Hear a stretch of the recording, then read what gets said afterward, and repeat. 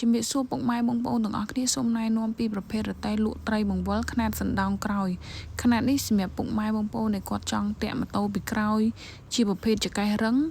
ងាយស្រួលចល័តមិនឡាស់ទីបដូរទីតាំងចិត្តឆ្ងាយអីគឺបានទាំងអស់ងាយស្រួលប្រើប្រាស់មែនតើ